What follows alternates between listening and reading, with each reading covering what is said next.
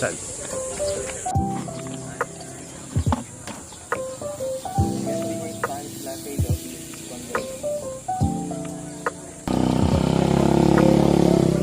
you have it with milk and sugar, it's like drinking chocolate drink.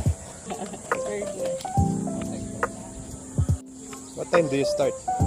7 a.m. 7, marami ng tao dito. But I wish I were here earlier pa kasi mas marami pa daw lalo. Yeah. Para may first batch First batch umuwi ng mga 6:30. Yeah. Tapos second batch umuwi ng mga 8:30.